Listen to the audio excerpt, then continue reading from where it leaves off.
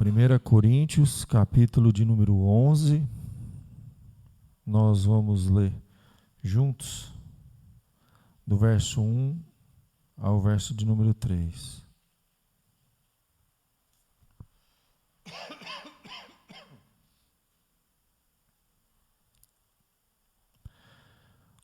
Diz assim a palavra de Deus: Sede meus imitadores, como também eu sou de Cristo. De fato, eu vos louvo, porque em tudo vos lembrais de mim e retendes as tradições, assim como vô-las entreguei. Quero, entretanto, que saibais ser Cristo o cabeça de todo homem, e o homem o cabeça da mulher, e Deus o cabeça de Cristo. Até aqui por enquanto. Eu vou repetir o verso 3. Quero, entretanto, que saibais ser Cristo o cabeça de todo homem, o homem o cabeça da mulher, e Deus o cabeça de Cristo. Até aqui, meus queridos, vamos orar para que Deus fale ao nosso coração. Ó Pai querido, graças te damos pela tua misericórdia, que o Senhor esteja presente, ó Deus, quando expomos a tua palavra, o texto sagrado, e o Senhor usa, ó Deus, para nosso crescimento, para nossa edificação. Abençoe a nossa igreja, abençoe, ó Pai, o feriado, os irmãos que estão passeando, descansando, ó Deus, que é um feriado importante, ó Pai. E o descanso também faz parte, ó Deus, da nossa vida espiritual. Saber parar, saber dedicar tempo para meditar, para recriar com a família. Isso é tão importante, Senhor. Pedimos que o Senhor esteja conosco um domingo à noite, teremos Santa Ceia. Nos abençoe ao longo dessa semana, Senhor. E no próximo domingo teremos aqui também uma assembleia, um café da manhã com o comunitário, com a igreja, um momento especial. Obrigado por tudo. Perdoa, Senhor, os nossos pecados e tem misericórdia de nós. É que eu te peço, te agradeço, em nome de Jesus. Amém. Eu até coloquei aqui uma figura que o chat GPT que faz agora, né? A gente não faz mais nada, tudo manda para o chat. Quero, entretanto, que saibais que ser Cristo cabeça de todo homem, o homem o cabeça da mulher, e Deus o cabeça de Cristo. Como esse texto ele é importantíssimo, gente. E essa hierarquia espiritual, que eu quero dizer assim, que Deus estabeleceu, ela é fundamental para a igreja, para as famílias, e quando isso não funciona, vai dar problema muito sério. O contexto de 1 Coríntios, a igreja de Corinto é importante a gente lembrar, né? É uma igreja que foi fundada numa cidade extremamente promíscua, onde não havia regra para nada. Você tinha lá os templos, né? Num monte chamado Acrocorinto, você tinha os templos onde haviam as prostitutas sacerdotisas.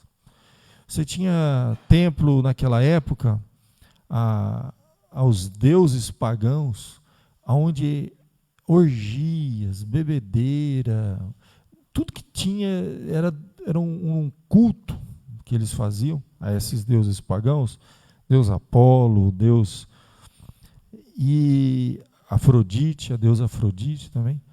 E aí pensa o evangelho, que a gente fala assim, a nossa cultura mudou, o mundo mudou, então a igreja tem que se adaptar à realidade do mundo. Deixa eu te contar, o evangelho ele foi plantado numa cultura 1000 vezes pior que a nossa. Você não tinha noção do que acontecia. Era uma coisa louca, assim, sabe? Mesmo nas famílias que eram consideradas tradicionais naquela cultura, o que era tradição na cultura, eram as coisas mais absurdas do mundo. O evangelho foi plantado numa cultura promíscua, numa cultura de prostitutas sacerdotisas. E esse povo começou a se converter. E começou a vir para a igreja. E aí? Então começou a acontecer uns fenômenos, né? Então, assim, como que vai estabelecer os valores de Deus por uma sociedade pagã, que as pessoas estavam se convertendo, vindo para dentro da igreja, e o desafio que essas igrejas tiveram, gente, era muito maior do que a gente possa imaginar, né? Você já ia ter, então, dentro daquela igreja, homens que iam ter várias mulheres. Isso acontecia naquela época. A poligamia estava totalmente, todo vapor. E aí, como trabalhar isso aí? O cara vai ter que mandar embora um monte e ficar com uma.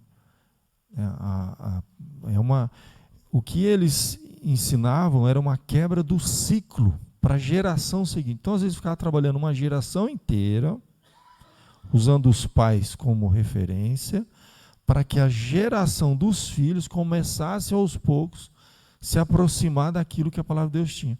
Você sabe que aquele princípio de, por exemplo, para se tornar um presbítero na igreja, um dos princípios seja marido de uma, vocês lembram?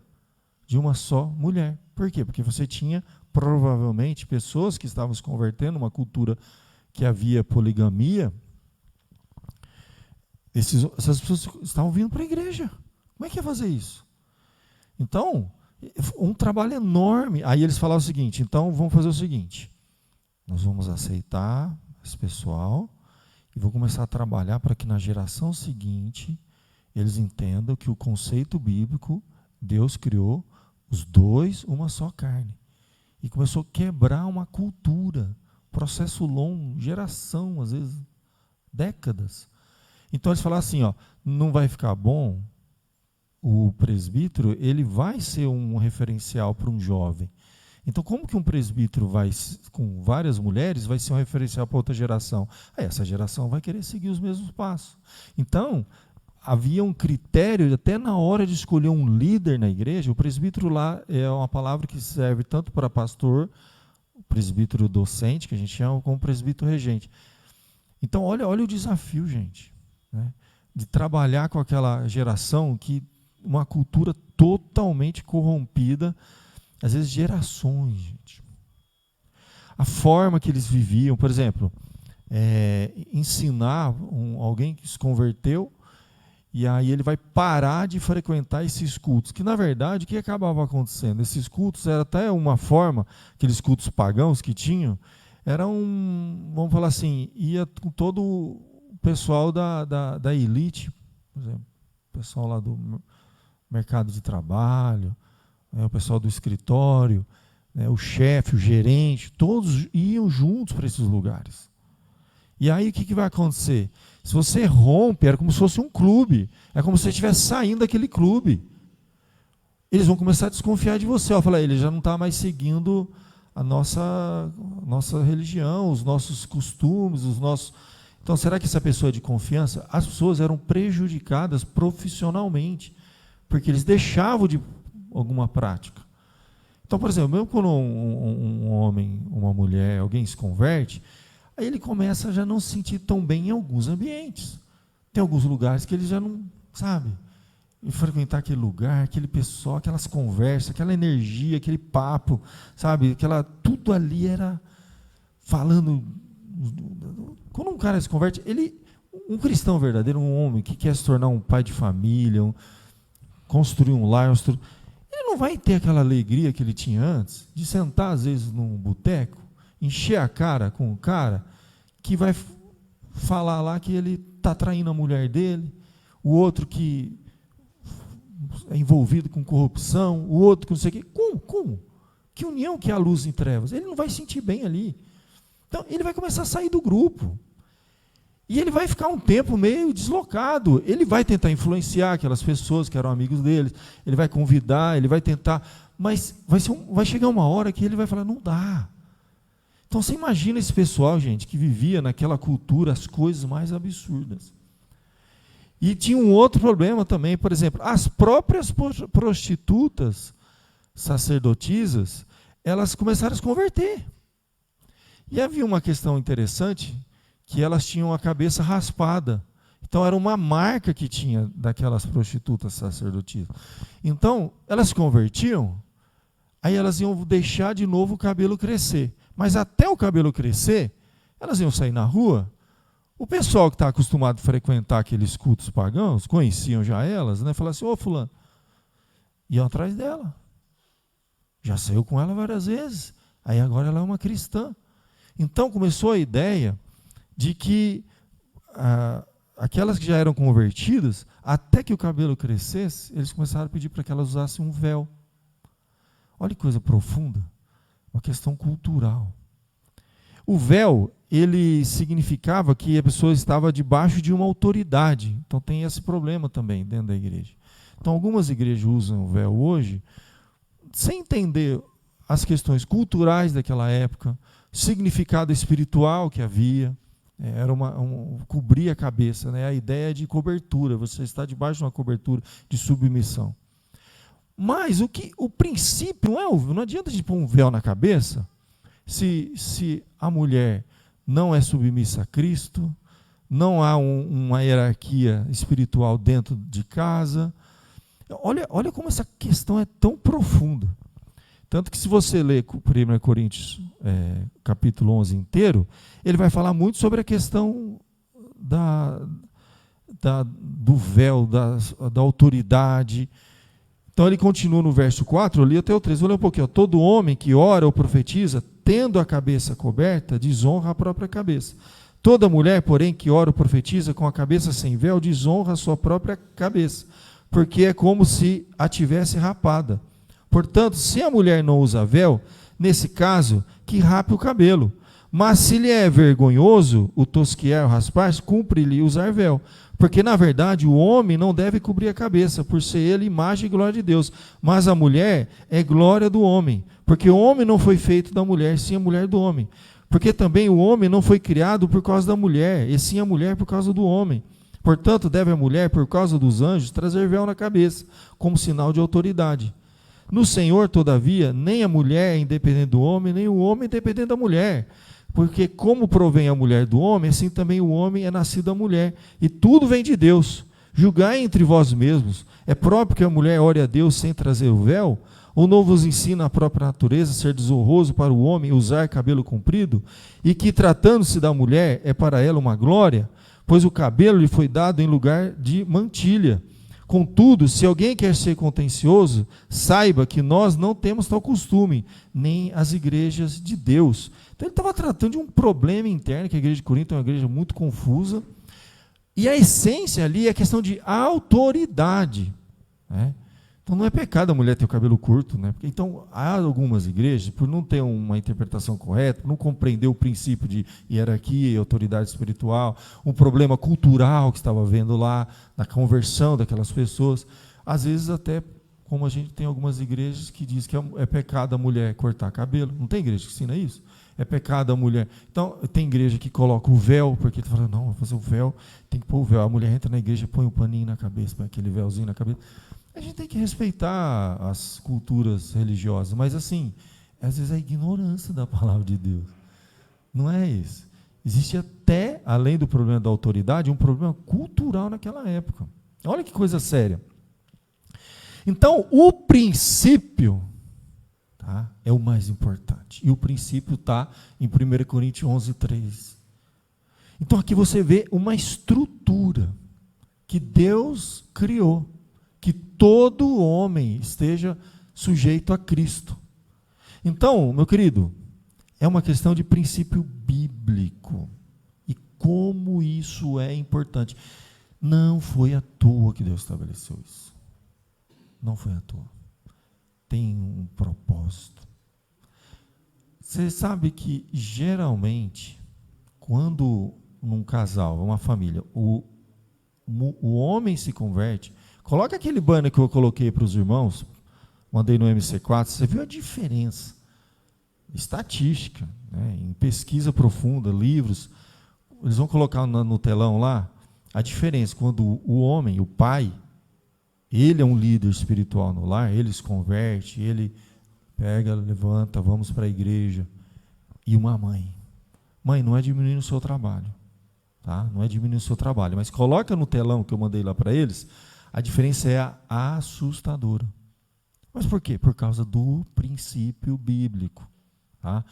Então, para você ter uma ideia, eu acho que o pessoal vai colocar aí no telão. Aí, colocou, ó. Quando um pai se converte a Cristo primeiro, 93% das famílias o seguirão. 93%. Quando a mulher se converte, isso é estatística, tá? Cerca de 17%. Quando os filhos se convertem, chega de 3%. Então, por quê? Porque existe um princípio de hierarquia. Tá? Está baseado num livro do Renato Vargas, é muito bom, sobre família, são estudos feitos, sabe? A família inteira, entende? Ela é levada a Cristo, porque há um princípio bíblico. Não é à toa que Paulo fala aqui no 1 Coríntios 11:3. Quero, entretanto, que saiba isso. Uma coisa vocês podem ter certeza. Né? Cristo é o cabeça de todo homem e o homem o cabeça da mulher. Então, devido a esse princípio de hierarquia espiritual que Deus estabeleceu, é muito mais provável um homem levar sua esposa e seus filhos para Cristo, porque Deus estabeleceu esse princípio, não é porque é melhor, superior, inferior, nada disso, do que a mulher. Isso é muito sério, gente. Isso é muito sério. Eu não estou aqui diminuindo o valor, o trabalho e a dedicação, mas olhando isso aqui, mãe, deixa eu contar uma coisa para você. Você tem ideia do esforço que você vai ter para compensar isso aqui? De 17 para 93? Olha o esforço que muitas mães estão fazendo. Então, quando um pastor vem e fala assim na igreja, moças, vocês vão procurar um rapaz para casar? Primeira coisa que você tem que perguntar, ele teme a Deus? Ele é um líder espiritual? Não é só estar na igreja. A pergunta é muito mais profunda. Uma das razões é isso aqui. Como que uma mulher vai se unir a um homem, vai cobrir o véu aqui da autoridade masculina, da hierarquia masculina, se ele não tem a submissão a Cristo? Se há uma hierarquia, Deus, Cristo, homem, mulher e os filhos, como que ela vai buscar no homem uma autoridade espiritual se ele não é autoridade espiritual? Se ele não está submisso a Cristo, ela não está coberta. Então, ela que vai ser a cobertura espiritual naquela família. E como consequência, já começa uma questão de números já. Fora isso, são milhares de problemas que vão surgir dentro de uma família que não compreendeu esse princípio. Então, assim, é um tema que temos que trabalhar. Temos que falar para os jovens. Mostrar a estatística como essa, mostrar versículo 11:3. Então, como que eu vou procurar um homem? E se uma mulher é espiritual, né?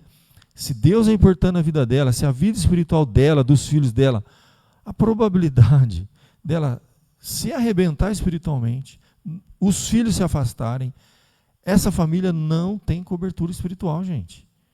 Isso é muito sério.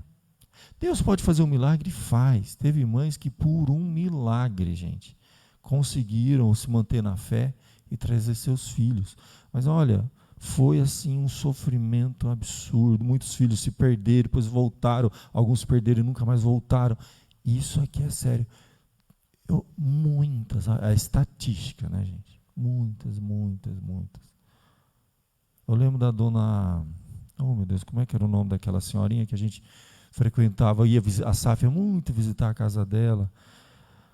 Deu um branco agora, que ela tinha aquela eparx, aquele tremor. Como é que era o nome dela? Dona Dulce Alvarenga. Eu lembro muito da Dona Dulce Alvarenga.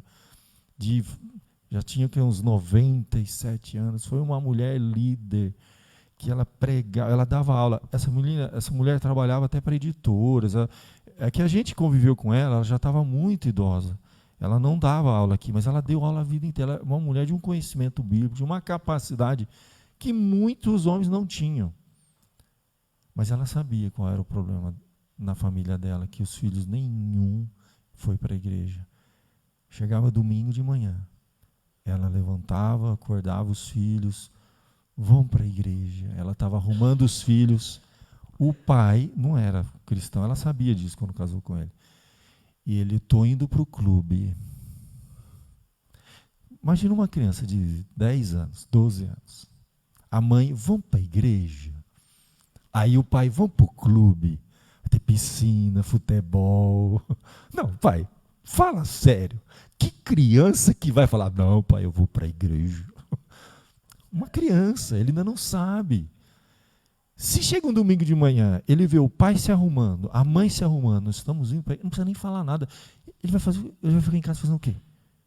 Ele vai querer ir. Então, uma coisa boba. Mas eu lembro, dona Dulce Alvarenga, a maior tristeza que ela tinha na vida dela é ver que os seus filhos não estavam seguindo a fé. Ela não passou o bastão. Nem os filhos, nem os netos. Era a maior tristeza dela. Ela partiu desse mundo carregando essa tristeza. Eu ia visitar ela e era a coisa assim, que ela, até o último dia da vida dela, ela orou muito por isso. E ela sabia onde era a raiz do problema. E ela contou esse testemunho de quando as crianças os filhos eram novinhos, crianças, chegavam no domingo, a luta, gente. Vê os pais aqui, que os dois são firmes na fé, a luta que é a gente trazer os nossos filhos naquela fase, né, que eles, é uma fase normal, que eles se encantam com o mundo, se encantam com as coisas, eles querem experimentar a vida, e às vezes ficam períodos longos frios na fé, e aí depois voltam. Imagina uma mãe sozinha, gente, eu vou falar para você, teve muitas que conseguiram, mas você tira o chapéu e fala, essa mãe aí, eu vou falar para você, ela teve que ser mulher e homem espiritual dentro de casa. Ela teve um trabalho dobrado, triplicado, porque ela não tinha cobertura espiritual, ela não tinha um homem que orava por ela, com ela, entendeu? Que segurava as pontas, que era assim, era o escudo espiritual. Não tinha. E ela tinha. Então, gente, isso é muito sério. E agora eu vou dizer uma coisa para você. Quando houve a queda do homem, eu vou falar para você, vamos lá em Gênesis. Abre lá em Gênesis capítulo número 3. Agora, vou dizer para as mulheres aqui, o desafio que você tem, sabe qual que é? Vai lá em Gênesis capítulo 3. E esse é o conflito de todo casal. Esse é um tema que a gente pode trabalhar até para casais. Gênesis capítulo 3. Você sabe que quando o pecado entrou no mundo, você tem uma série de consequências, né? E depois, quando Deus chamou cada um deles, né? Vamos lá. Houve a queda no Gênesis capítulo de número 3. Depois Deus vai chamar cada um deles, né? Depois da queda, Deus chama o homem, né? Quem te fez saber, né, que estavas nu? Aí ele fala, a mulher que me deste, versículo de número 10, né? 12, perdão. A mulher que me deste por esposa, ela me deu da árvore e eu comi. E aí, disse o Senhor Deus à mulher, que é isso que fizeste? Essa mulher, a serpente me enganou e eu comi. Então o Senhor disse à serpente, visto que isso fizeste, maldita entre todos os animais domésticos, e o és entre todos os animais selváticos, rastejarás sobre o teu ventre e comerás pó todos os dias da tua vida. Porém, inimizade entre ti e a mulher, entre a tua descendência e o seu descendente. Este ferirá a cabeça, tu ferirás o calcanhar. Mas aí vem o verso 16, a gente destaca muito, multiplicarei a tua dor, né? Mas você já observou o que significa o final desse versículo? Olha, e a mulher disse, multiplicarei sobremodo o sofrimento da tua gravidez. Então, dela para baixo, ela é a cobertura dos filhos. Vamos pensar assim, né? Cristo, aí depois você tem, depois de Cristo, é Deus, Cristo, o homem, a mulher e os filhos. Então, ela vai ter muita dificuldade, porque agora ela vai ter que ser mãe e líder, né, como no sentido maternal, sem tirar a liderança masculina no lar, dos filhos. Ela vai ter muita luta, porque são pecadores. O pecado entrou no mundo, afetou a todos. Em meio a dores darás luz filhos. E dali para baixo. E dali para cima? O que aconteceu em relação a ela e o homem? O teu desejo será para o teu marido, e ele te governará. Qual que é a essência de todos os problemas que a gente tem dentro das casas? A grande luta que é para a mulher querer ela governar. Essa é a tentação da mulher. A maior tentação de todas as mulheres casadas é ela querer ser a cabeça do marido. É ela querer mandar no marido. E é aí que começam a gerar os conflitos. E a Bíblia diz, essa vai ser a sua maldição. A sua maldição, esposa, vai ser lutar contra você mesmo. O teu desejo vai ser contra você.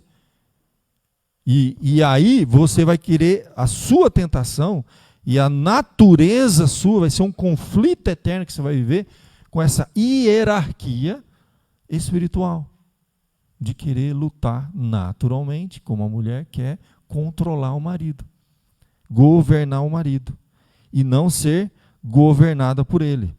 E a maior bênção. Então, esse aqui é o grande desafio.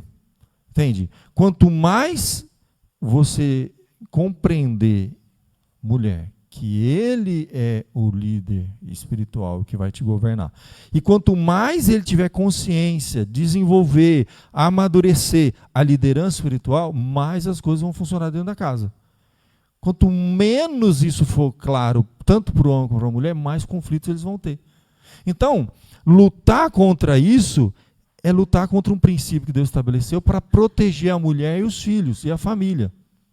Então, geralmente, filhos que o pai se converte, a mãe se converte e tal. Se o pai não desenvolver esse princípio, vai ser muito difícil ele dar sequência. Entende? Então, foi a forma que Deus estabeleceu. Há uma hierarquia. Então, mães, para a bênção dos seus filhos, quem que vai ensinar autoridade para um filho? O princípio de autoridade, quem que ensina? A mãe. Quando ela se submete amorosamente a uma liderança amorosa e sábia de um líder espiritual. O filho vai olhar, então meu pai é autoridade espiritual sobre a minha mãe. A mãe que ensina. A quebra desse princípio vai quebrar o princípio do filho. Então, a maior bênção que uma mãe pode dar para um filho é ensinar assim, ó, filho, o pai, ele é responsável, ele vai responder diante de Deus. Ele é o líder espiritual aqui. Então, não é questão de inferioridade, superioridade, é questão de espiritualidade. Então, aí, o desafio para nós homens é sermos líderes maduros. Quem que é o líder maduro? O que Jesus falou? Os homens amar a esposa como? Mandando, pisando. Eu sou mais forte aqui. Cala a boca que eu mando essa casa aqui. É assim que Jesus fala, não é? Não é desse jeito? Não, dona Ney? Cala a boca que a última palavra é minha. Aí ele, sim, senhora. A última palavra é dele. Sim, senhora. Não, a minha palavra, eu que mando esse negócio aqui, eu que pago as contas. Cuidado, a tua mulher pode ir pregar mais que você. Aí ela vai falar, eu que pago as contas aqui, eu quero ver quem é que manda agora é eu que pago. Então não é assim, né? A gente sabe que não é isso. Quando a Bíblia fala que Cristo amou a igreja, né, foi sacrificialmente. Então, essa cobertura espiritual é aquele que se coloca como um sacrifício por ela.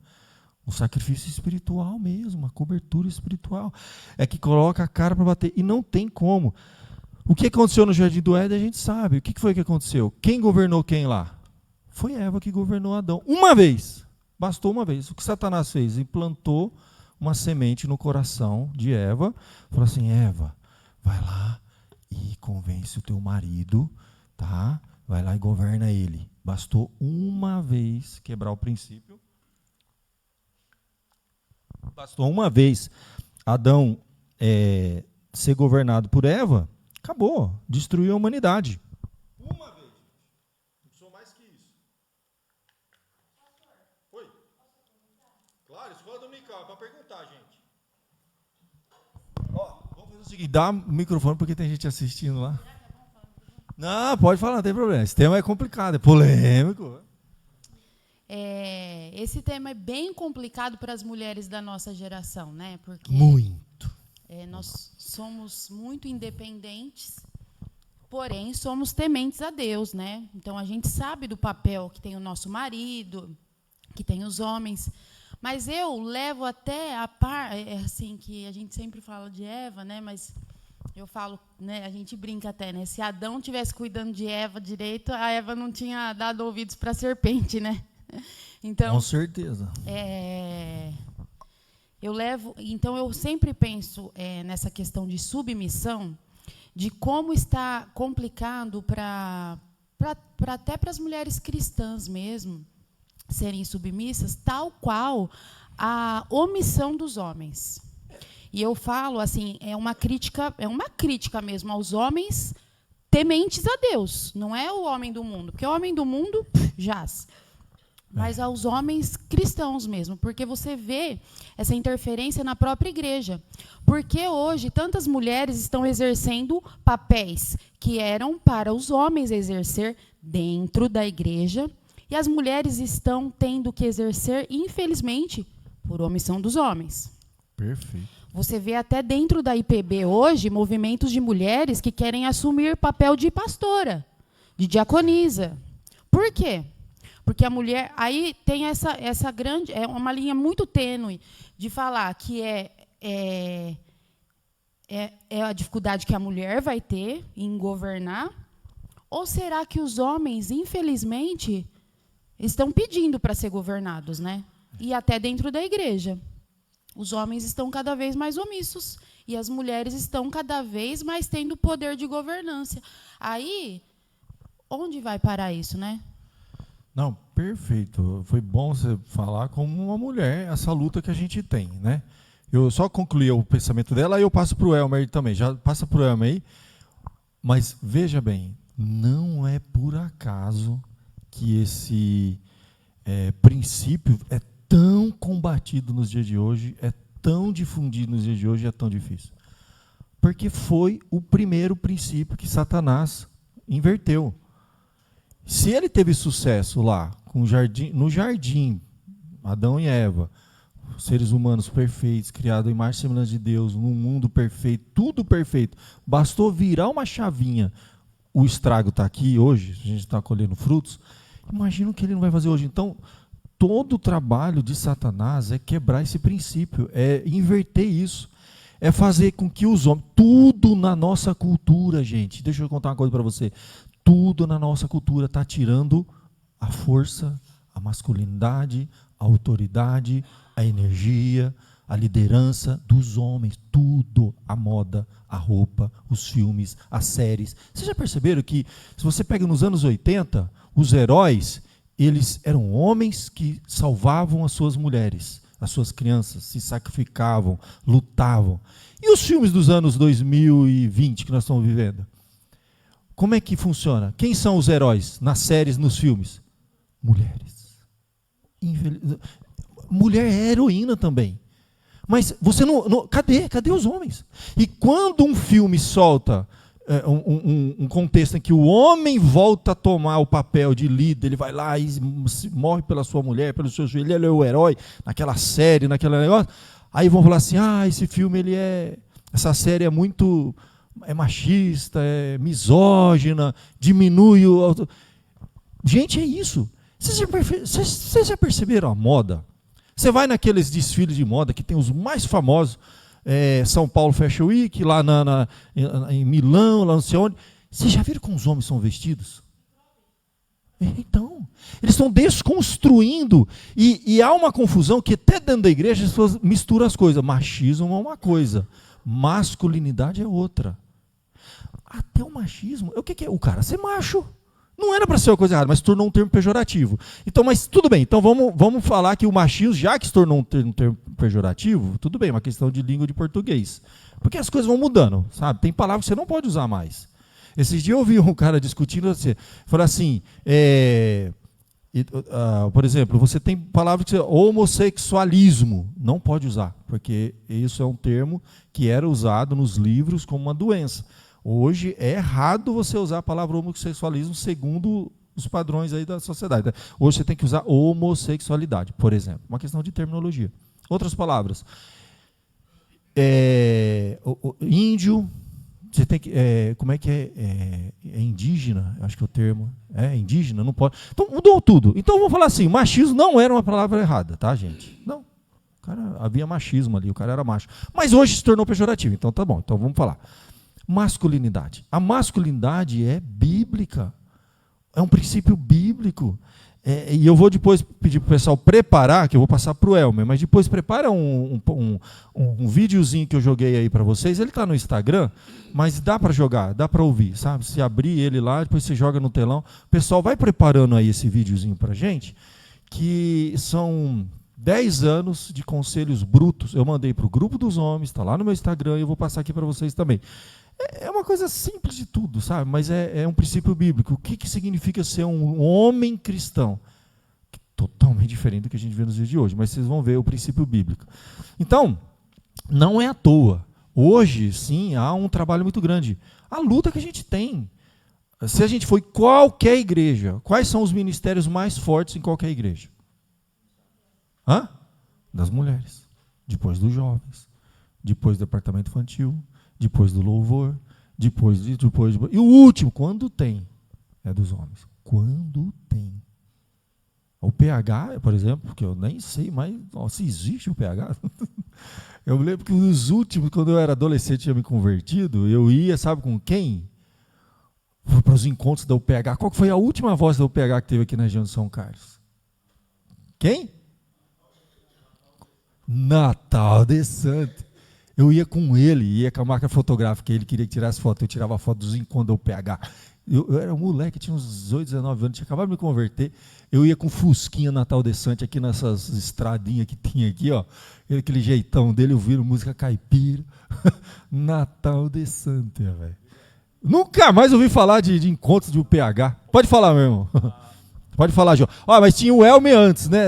Deixa o João concluir, depois passa para o Elmer. A igreja de Dourado, ela surgiu para o trabalho de UPH. Aí, ó, tá vendo? Né? Depois, importante. O reverendo Sebastião tomou a frente, organizou e tal, mas aí foi a UPH. Então, assim, fechando aqui, passando para o Elmer. Monique, está certíssima. É muito difícil esse trabalho. É um desafio para a gente. Sabe, temas como esse a gente tem que estudar para que os homens se conscientizem, para que a gente se torne líder espiritual lá. Líder espiritual não é porque é mais forte, não é na grosseria, não é na estupidez, não é cala a boca que eu mando, não é nada disso, nada disso, nada disso. É como Cristo, é servo, é aquele que serve, é aquele que se sacrifica. Então, o líder é aquele que vai na frente, é o que vai primeiro, é o que se preocupa. Deveria ser o primeiro a acordar e orar pela família, orar pela esposa, orar pelos filhos. Então, esse exemplo, seu pai, deixa eu contar para você, acabou, não precisa falar mais nada, gente. Se o seu filho vê sua mãe orar, há 17% de chance dele orar também. Se ele te vê orando, há 93% de chance dele orar. Pronto, não precisa falar mais nada. Só essa tabela aqui muda tudo. Se os seus filhos estiverem indo para a igreja, há 93% de chance deles irem. Se só a mãe for sozinha, há 17% de chance. Acabou. Não precisa falar mais nada. Então, não tenha dúvida, gente. Tá? Não é uma ciência exata.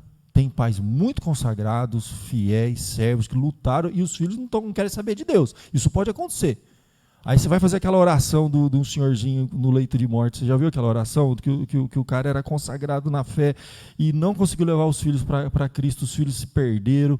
E o cara orava, lutava, Senhor. E ele pedia assim, quando eu morrer, eu quero ter uma morte tranquila, deitado no leito de morte. E eu quero ter aquela paz, para que os meus filhos ao pé da cama, né, ao redor da cama, possam ouvir eu louvando a Deus, testemunhando a Cristo, e isso vai impactar o coração deles, né? Vocês já viram essa história que eu já contei aqui, né? Aí quando o senhorzinho fica velho, doente, pega uma doença, sofre.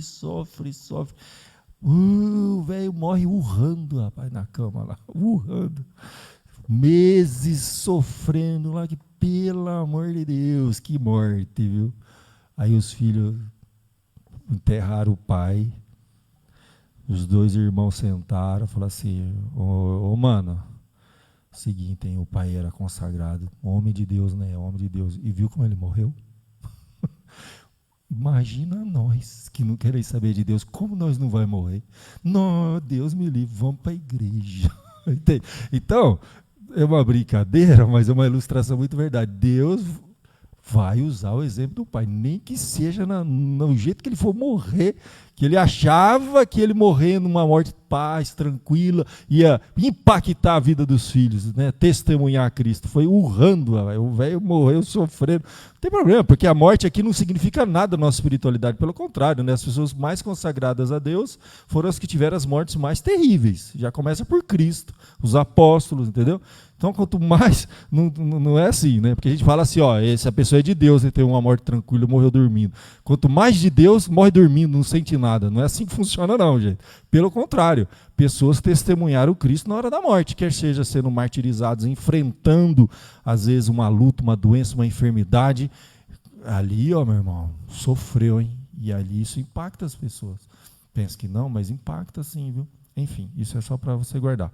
Vou falar para o Elmer, porque tem mais coisas para a gente continuar falando. Vamos lá, Elmer, compartilha com nós aí, porque as participações do Elmer são muito importantes. Só falar com calma que a gente entende. Em relação ao encabeçamento, né, até estava procurando na Bíblia, tem um versículo que fala que Cristo hoje está com a missão de encabeçar cada um de nós. Isso se chama crescimento de vida. Na medida que a gente cresce, Cristo nos encabeça. Um dia isso vai acontecer. E aquele dia Cristo vai ser encabeçado pelo próprio Pai. Ele mesmo vai ser encabeçado. É o fim do fim. Hoje não é isso que está acontecendo, mas Deus está fazendo isso. Na medida que nós buscamos a Deus, Ele vai ganhando um pouco mais do nosso ser, mais dos nossos pensamentos se tornam pensamentos de Deus, mais dos nossos desejos se tornam desejos de Deus. Agora, em relação ao casamento, né, é tão importante, talvez a coisa mais importante, porque Cristo ele mostra o casamento como sendo Cristo e igreja, né? O homem é Cristo e a mulher é igreja, né? Existe esse encabeçamento, só que para que o homem tenha essa autoridade, ele precisa estar encabeçado com Deus, né? É como se fosse um guarda, né? Aquele guarda está passando um carro, né? Ele apita e o carro para. Por que para? Porque ele está com a farda e ele tem autoridade, né? Ninguém vai passar largo porque sabe, senão o carro vai pagar uma multa que vai custar tanto a pessoa que ele sabe, né? Só que a submissão só vem com autoridade. Esse é o princípio, né? Submissão à autoridade. Em uma casa, a gente tem, eu vejo até na escola, né? Falo para meus alunos na USP, né? Vocês têm que saber quem que é a autoridade. Só que a autoridade, naturalmente, a submissão vem. Você vê essa pessoa, ele tem autoridade, né? E você se submete. Por quê? Porque você sabe, no seu interior, você consegue ver que ele é autoridade. Agora, vamos em relação à família, né? Acho que o maior problema, o que a gente precisa focar, meu pastor, assim, para cada um de nós, né?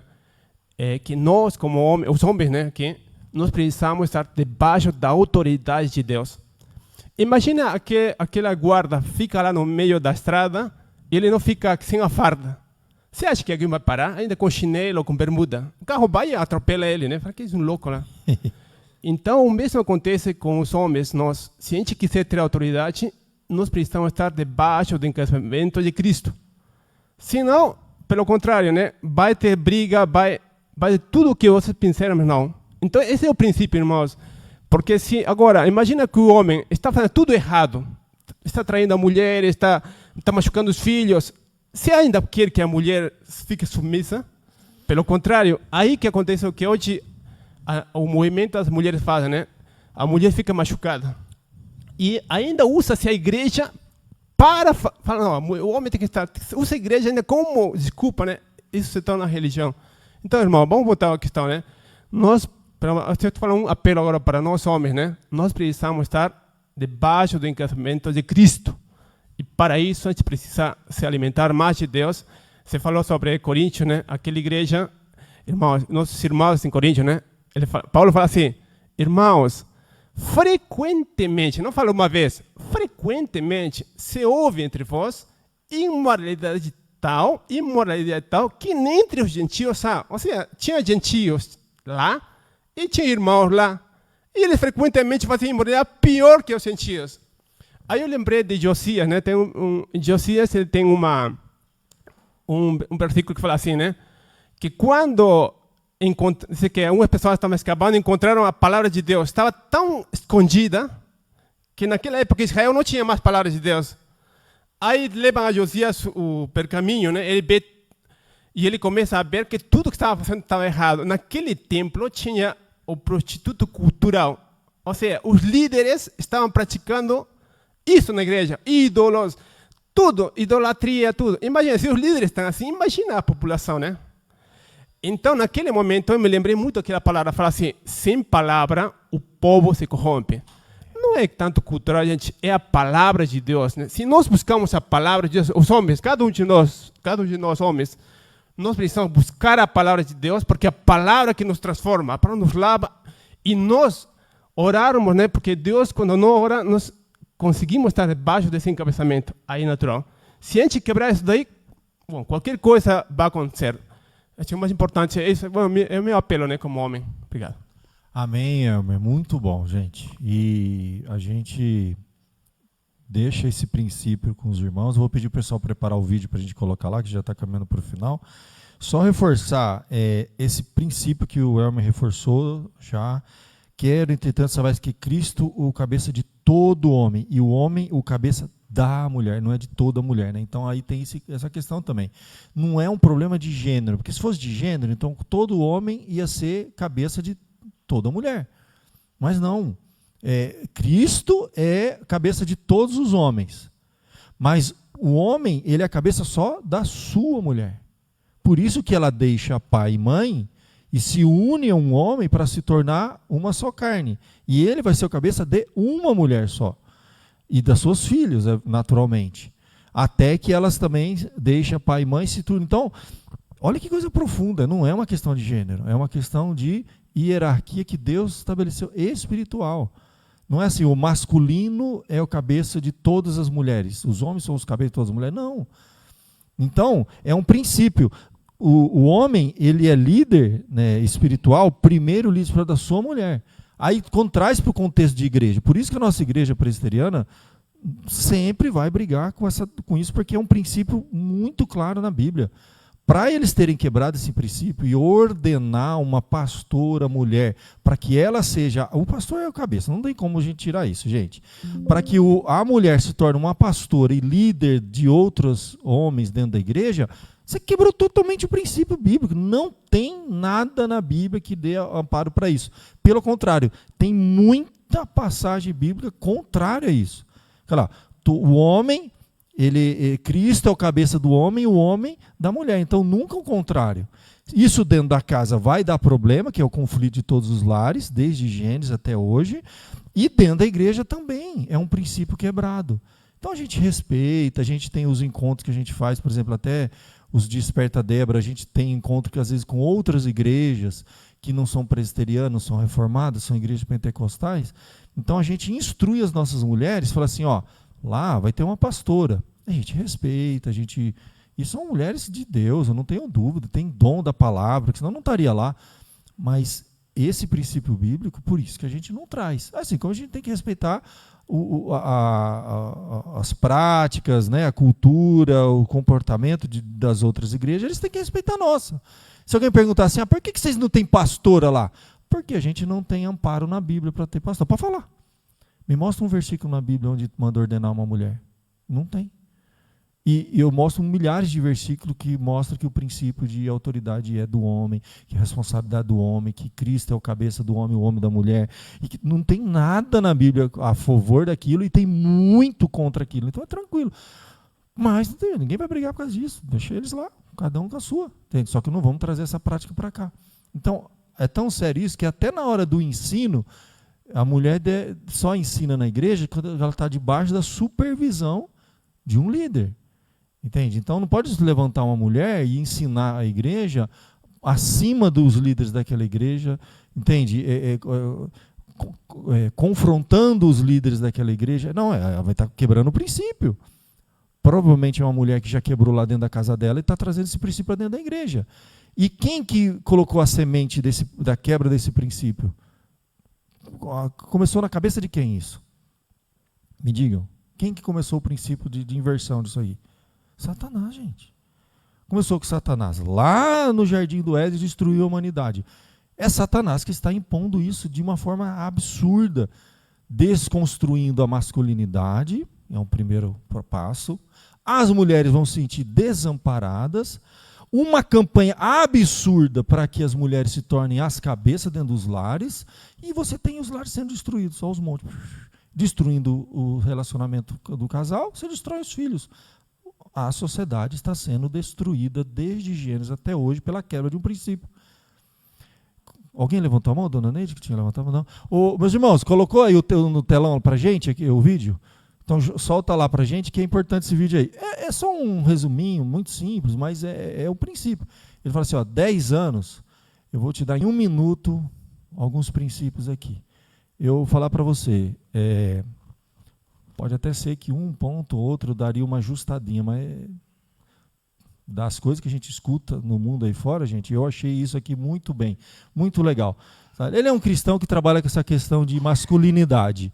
Então, não sei se o áudio está ligado, está tudo certinho, vê se está tudo ligadinho. Solta para a gente isso aí, são princípios bem rápidos. 1 minuto, presta atenção nesse vídeo, gente. E aí, se possível, coloca no telão, na projeção também, para o pessoal assistir. Por favor. Para homens cristãos, em 1 minuto. 1. Se você encontrar uma mulher que acredita mais em você do que você acredita em si mesmo, se case com ela. 2. Quanto mais perto você fica de Jesus, mais estranho você se torna para o mundo. 3. Ser cristão não quer dizer ser bonzinho, quer dizer ser forte, sábio, disciplinado e corajoso o suficiente para dizer a verdade, mesmo quando isso incomoda todo mundo. 4. Dinheiro, sexo, poder, fama, músculos não são coisas más, mas podem se tornar, caso ocupem o lugar de Deus na sua vida. E nunca vão te preencher, porque coisas finitas não ocupam o vazio infinito do exato tamanho de Deus que existe no seu coração. 5. É impossível servir a Deus se você serve ao seu apetite, aos seus impulsos sexuais e aos números na sua conta bancária. E nada é mais libertador do que servir a Cristo, porque se ajoelhar a Jesus significa que você não vai se ajoelhar a mais ninguém. 6. Deus te chamou para o seu reino para você se tornar um rei. Ele não quer que você acabe como um fraco. Ele quer que você fique forte, inteligente, próspero, para poder se sacrificar pela sua mulher, pela sua família e pelos seus irmãos. Esse é o nosso maior objetivo como cristãos: imitar ao Rei Servo, Jesus Cristo. 7. O contrário de cristão não é ateu, é idólatra. Porque quando você para de acreditar em Deus, você não começa a acreditar em nada. Você começa a acreditar em qualquer coisa. 8. Felicidade é passageira, efêmera e superficial. E eu te garanto isso. Jesus Cristo não estava muito feliz enquanto ele estava sendo pregado naquela cruz. Ele tinha algo muito mais importante e forte do que felicidade. Ele tinha uma missão de Deus. Então, a lição é: mire na felicidade e ela vai fugir de você. Agora, mire no seu propósito e você vai acabar feliz. E por último, 8. Orar não é só pedir coisas para Deus e esperar de braços cruzados. Deus não vai te dar uma casa pronta, Ele vai te dar um martelo. Então, estude muito, trabalhe duro, treine pesado, coma bem, ame uma mulher, tenha muitos filhos, leia a Bíblia e sempre coloque Deus em primeiro lugar. Amém, até aí tá ótimo, ó. Resumiu que eu acho que eu não ia resumir melhor, gente. Todos os pontos que hoje a cultura vem desconstruindo, formando homens fracos, homens que não exercem liderança dentro de casa e, paralelamente, a cultura vem desconstruindo a ideia da submissão, colocando como se fosse a coisa mais horrível do mundo. Aí colocam as mulheres reforçando o que está lá em Gênesis contra a masculinidade dos homens, e qualquer homem que tem essa postura que ele colocou aqui é considerado um machismo no sentido pejorativo. Olha que coisa satânica. Então tudo isso que a gente vê, para mim, não tenho dúvida, gente, é um trabalho muito bem estabelecido, arquitetado por Satanás. E eu não tenho dúvida nenhuma. A desconstrução dos lares, dos casamentos, das famílias, dos filhos e dentro da igreja, cada vez maior avançando, é uma obra satânica muito bem sucedida. Então, ele está conseguindo. O nosso trabalho é mostrar a verdade e mostrar que ser forte é o que Deus te chamou. Deus te chamou para reinar. Quando Deus colocou Adão aqui, falou assim, ó, reina, exercerá domínio sobre toda a minha criação, e eu vou criar anjos para te servir. Até os anjos foram criados para nos servir. Vocês têm ideia do que é isso? Você foi criado para ser um rei, governar e dominar toda a criação de Deus com anjos te servindo. Cara, isso não é ser fraco. Isso é a posição mais elevada que Deus colocou os seres criados, foi um homem. Então é uma coisa extraordinária, extraordinária. O que Satanás fez? Derrubou o reinado, escravizou os homens e vem enfraquecendo, fazendo cada vez mais os homens se tornarem fracos, dominando ele, destruindo ele com os vícios, destruindo ele com o conceito de liderança, destruindo o casamento deles, destruindo a paternidade deles, destruindo a liderança dentro da igreja, destruindo, ele está ali, ó, destruindo os homens. Eram para ser reis, eles estão acorrentados no deserto, passando fome, criado para ser rei. Imagina, um filho de rei no deserto, morrendo de fome e de sede, sendo chicoteado por Satanás. Essa é a fotografia do homem. E qual que era a fotografia que Deus tinha feito? Um homem aqui na terra, submisso ao Rei dos Reis, sendo vice-regente, dominando toda a criação, exercendo liderança. Essa é a imagem de Deus fez para o homem. E hoje ele é uma pessoa fraca, né, pele e osso, com correntes no deserto, sendo chicoteado por Satanás. E todo mundo aplaudindo. Isso que é um homem. É a figura que a gente vê, pintada pela sociedade, todos os filmes, tudo. E uma forma de destruir de vez isso, coloca a mulher como a heroína. Em todos os filmes, séries, músicas, a mulher se tornou heroína. Então a mulher que manda no homem, essa daí é... Pronto. Ela está fazendo o quê? Simplesmente seguindo a voz de Satanás. Não é bem isso que Deus quis dizer. Gente, isso é muito sério. Isso é muito sério. Que Deus tenha misericórdia das nossas igrejas, das nossas famílias, dos nossos lares, e que a gente possa exercer a liderança masculina, colocar a cara para bater, sacrificial. Meu irmão, tem que ser muito forte para carregar uma cruz. Jesus não era fraco não, viu? Nem músculo. Ele devia ter músculo, viu? Para carregar aquela cruz como Jesus carregou, ele devia ser muito forte. Deus quer homens fortes, espiritualmente, fisicamente, que defendam sua mulher, que morram por ela, sabe, que lutem por ela, de modo que os filhos vejam e falem, eu quero ser igual ao meu pai. Que eles possam ver os pais de joelho dobrado, porque os filhos falam assim, eu vou dobrar meu joelho igual ao meu pai. E aquilo que aquele cara falou, um homem de joelho dobrado, ele não dobra para mais ninguém. Quem se dobra para Cristo, não se dobra para mais ninguém. E a gente diz assim, quem está de joelho diante de Deus, está em pé diante dos homens. E quem não está de joelho diante de Deus, está de joelho diante de tudo. Ele é controlado pelo seu apetite, pelos seus desejos, pelas paixões, pela sociedade, pela filosofia, por tudo e por todos. Ele não reina, ele é um escravo. Deus me livre isso. Que Deus nos dê homens líderes, né? E que Deus use isso para a glória dele. Amém? Vamos encerrar com uma oração e já passo a palavra para o nosso superintendente. Ó Pai querido, que desafio nós temos como famílias, exercermos, ó Deus, dentro da nossa casa, a liderança, ó Pai. A liderança cristã, sacrificial, amorosa. Nos dê força, nos dê, ó Deus, compreensão disso, que fomos chamados para reinar, para lutar com fé, com esperança, para, ó Deus, controlar a si mesmo, ó Pai, controlar os nossos desejos, controlar nossos impulsos, controlar, Senhor, a nós mesmos, dominar a si mesmo, para que assim possamos dominar a criação, Senhor.